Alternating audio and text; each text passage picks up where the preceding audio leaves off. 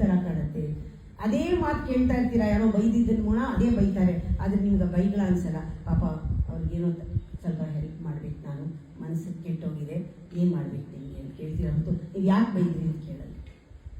ಅಷ್ಟು ಸಾಲೆ ನಮಗೆ ಬರುತ್ತೆ. ಕೇಳ್ತಾ ಇದ್ರು ಕೂಡ ಅದು ನಮಗೆ ತಗಲಲ್ಲ. Nothing influence you, no situation will influence you. ಯಾವುದೂ ನಿಮ್ಮ ಮೇಲೆ ಪರಿಣಾಮ ಬೀರಲ್ಲ. ಅಷ್ಟರ ಮಟ್ಟಿಗೆ ಒಂದು ರಕ್ಷಾ ಕವಚವಾಗಿ ಅವಳು ನಿಂತ್ಕೊಳ್ತಾಳೆ. ಅಷ್ಟು ಅವಳನ್ನು ಫೀಲ್ ಮಾಡೋಕ್ಕೆ ಶುರು ಮಾಡಿ. ಫೀಲ್ ಮಾಡದೇ ಇದ್ರೆ ನೀವು ಯಾವ ಯೂನಿವರ್ಸ್ಗೂ ಕನೆಕ್ಟ್ ಮಾಡೋಕ್ಕಾಗಲ್ಲ. ಇನ್ನು ಕೆಲವರು ಕೇಳ್ತಾರೆ ನನಗೆ, ನಾವು ಹೇಗೆ ಲಾ ಆಫ್ ಅಟ್ರಾಕ್ಷನ್ ಹೇಳ್ತೀರಾ, ಹೇಗೆ ನಾನು ಅಟ್ರಾಕ್ಟ್ ಮಾಡೋದು? ಅಲ್ರಿ, ಮೊದಲು ನೀವೇನೇ ಮ್ಯಾಗ್ನೆಟ್ಟೇ ಸರಿಗಿಲ್ಲ, ಮ್ಯಾಗ್ನೆಟ್ಟೇ ಕೆಲಸ ಮಾಡ್ತಾ ಇಲ್ಲ, ಏನು ಅಟ್ರಾಕ್ಟ್ ಮಾಡ್ತೀರಾ ನೀವು? ನಿಮ್ಮಲ್ಲಿ ಇರೋದೆಲ್ಲ ಬರೀ ದೋಷಗಳೇನೆ.